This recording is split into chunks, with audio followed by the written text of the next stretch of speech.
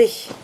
J'aimerais oublier le miroir, ne pas regarder ce que je fais quand je suis en train de le faire, pour pouvoir me concentrer vraiment sur, voilà, c'est déjà mieux. Je veux ne plus voir mon image, parce que là je la vois, hein.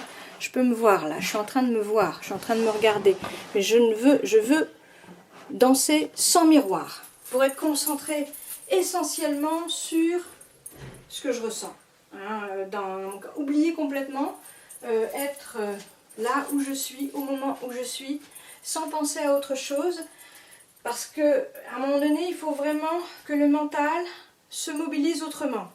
C'est-à-dire que je ne sois pas en train de me dire « il faut que je prouve que je sais danser, il faut que je montre que je sais faire ça.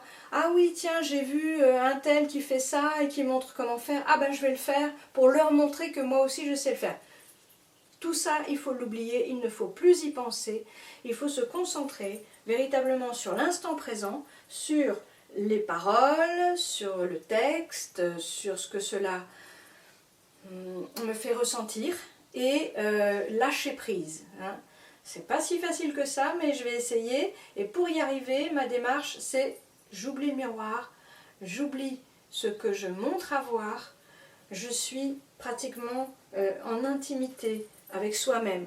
On doit commencer par là, être en intimité avec soi-même, se recentrer, être bien dans son propre univers, dans ses sensations, dans le plaisir d'être là et de ressentir ce que je ressens là. Voilà. On y va avec la musique. Ok. Donc du coup, j'enlève le cadran, l'écran qui me permet de voir ce que je fais. J'allume la musique et je vais passer. Je vais passer. Vas-y. 2, 3. Prince, Valium et princesse. Non. Ok. Plus loin.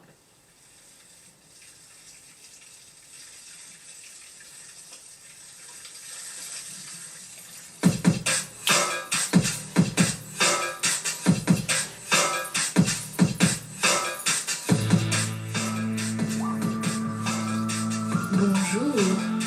Assalamu alaikum, respectables camarades humains. Bonjour. Assalamu alaikum, plantes, oiseaux, insectes, mammifères, soleil, lune, ruisseaux, rivières, forêts, plaines, océans, cosmos, planètes, esprits ancestraux et nouveau-nés. À vous tous, honorables créatures terriennes d'ici-bas, ou établies en d'autres dimensions invisibles pour nos yeux et nos sens. Je suis Christelle Gilberton, artiste animatrice. Christelle est mon prénom, Gilberton mon nom de famille. Artiste animatrice, c'est mon métier, ma profession.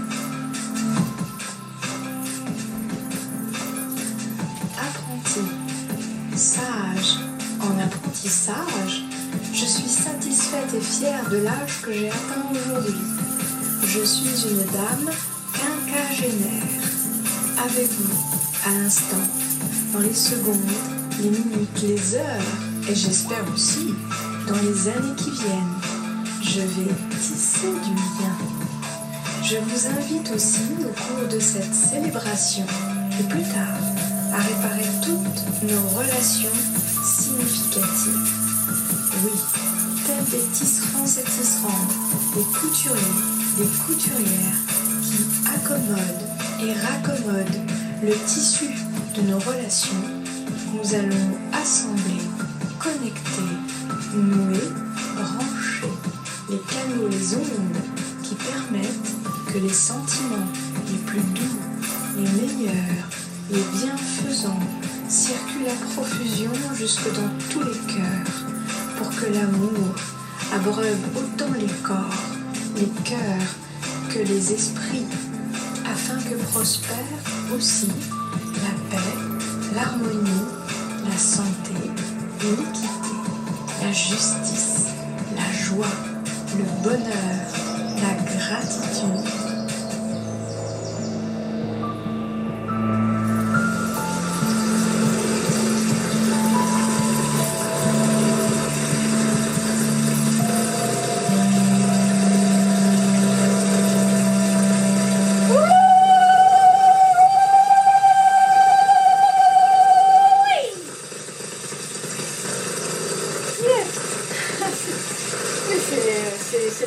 C'est pas la même expérience, hein.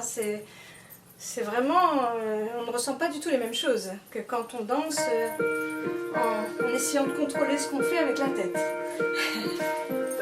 C'est vraiment mettre en pratique la raison au service du cœur et des sensations. Yes, hey!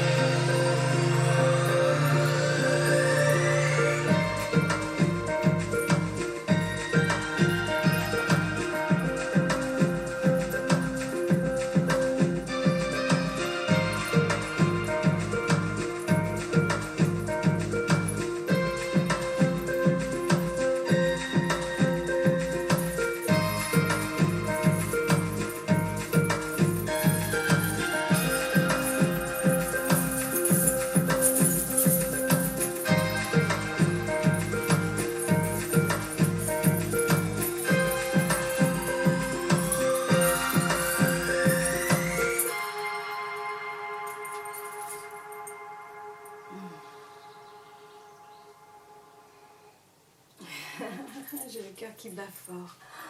Ouh, j'adore.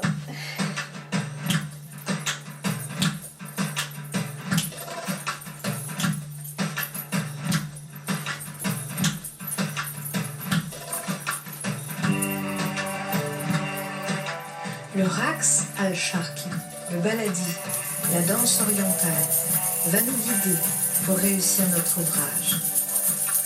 Pratiquant assidu, dévoué à ce noble et grand art, ma mission est de lui permettre d'étendre ses bienfaits jusqu'à vous, comme le firent mes enseignants, Rim Dali et Naoufel Dadabi, nés tous deux en Tunisie, pour qu'ils vous fassent autant de bien qu'il m'en a fait, du mois de mars de l'année 2004 jusqu'à aujourd'hui.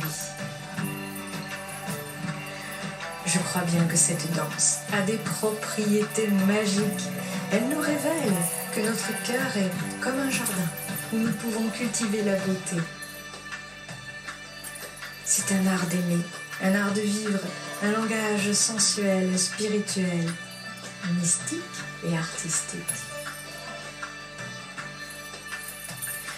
D'où généreux, respectueux, plaisant et joyeux. La pratique de cet art donne autant de plaisir à ceux et celles qui s'y adonnent qu'à celles et ceux qui les regardent faire.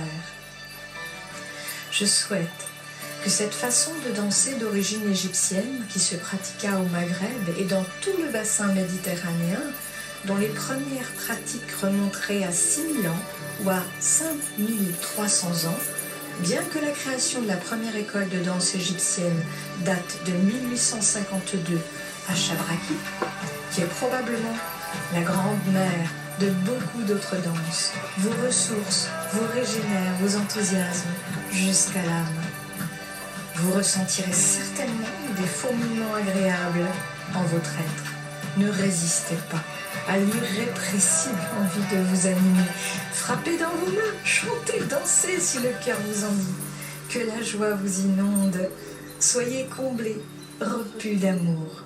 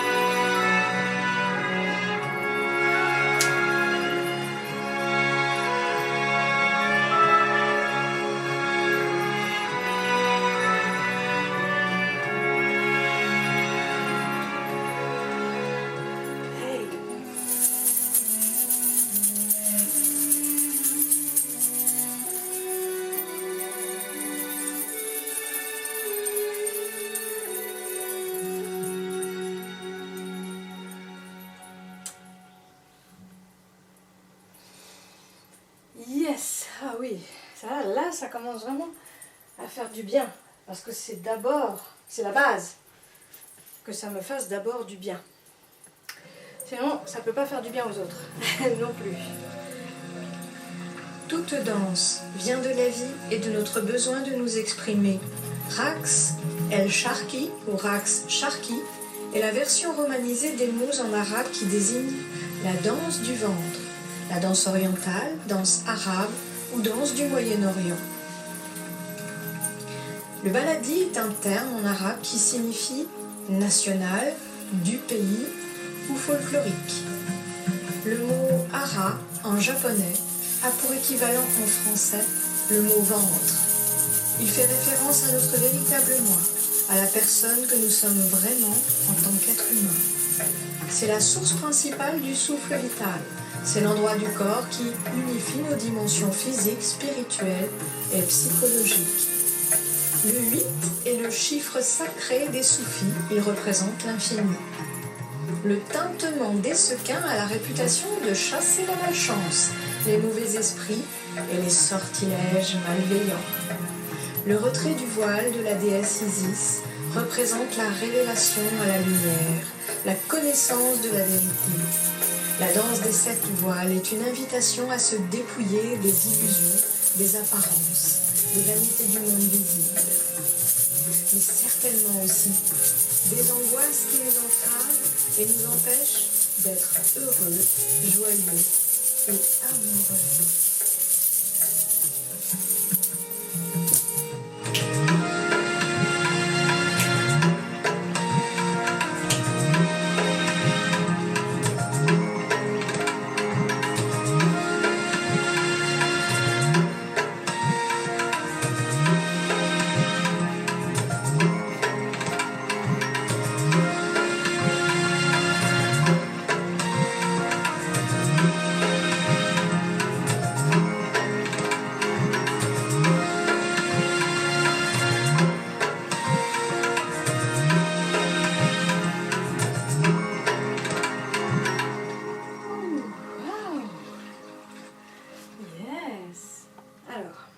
C'est pas mal, c'est mieux.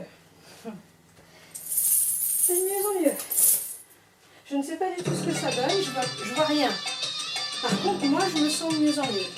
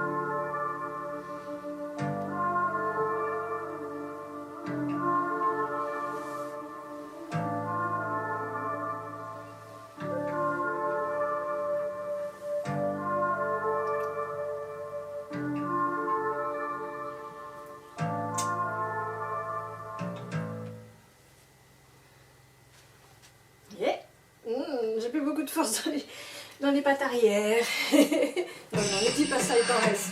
Hey. Hey. Il y a dans le fait de retirer chaque voile une métaphore de l'illumination. Sur le chemin de la réalisation de soi, les brumes se dissipent grâce à une spiritualité plus profonde et plus authentique.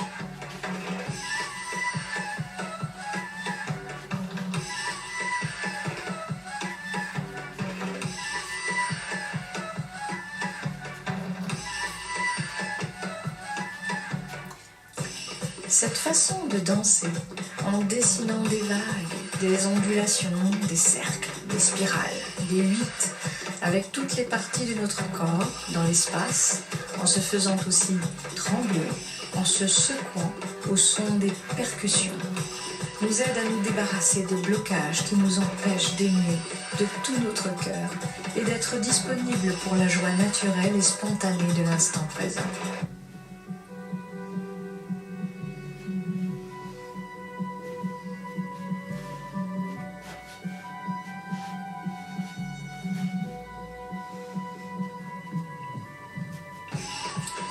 Elle nous décoince, nous libère, réanime toute partie de soi, inerte et endormie, illumine des parties précieuses de soi, restées dans l'ombre, comme la lumière éclaire l'intérieur d'une maison.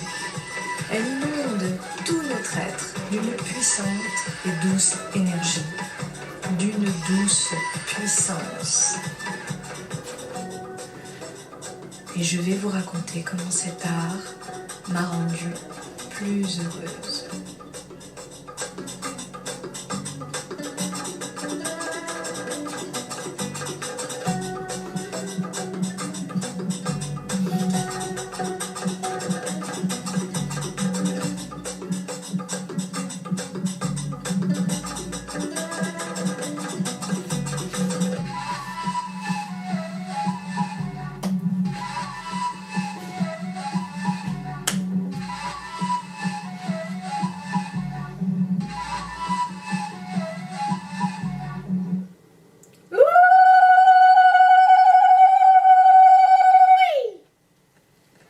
C'est important de faire trembler la langue aussi. Texte numéro 1.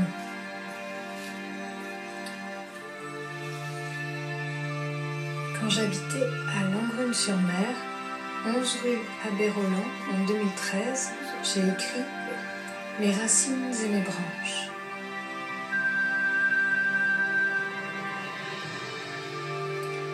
Je vécus essentiellement concentré sur le présent.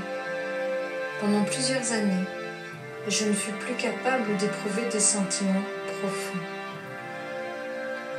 Je ne fus plus capable d'entendre battre mon propre cœur. Je ne ressentis la tristesse et la joie qu'à la surface de mon être. Je fus comme dans un état comateux.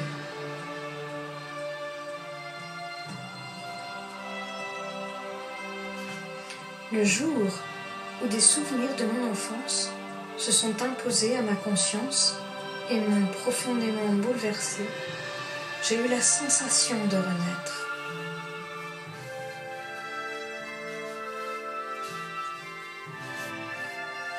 Tous mes proches m'ont dit qu'ils ont eu l'impression à ce moment-là de me retrouver, comme si je n'avais plus été réellement moi-même. Je m'étais perdue de vue.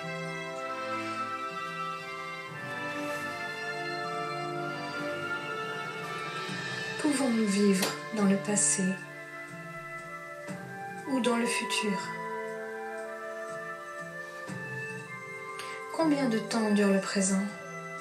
Combien de temps avons-nous vécu en enfance?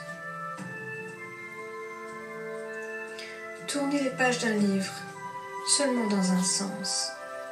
N'avoir plus le droit de lire tous les chapitres de notre propre histoire. C'est probablement restreindre la possibilité d'en écrire de nouveau. C'est être comme un tronc d'arbre, sans racines et sans branches. Être empêché de se remémorer, de penser, de rêver, d'imaginer autant que l'on en ressent le besoin. Est-ce vivre? Aujourd'hui, hier et demain sont unis.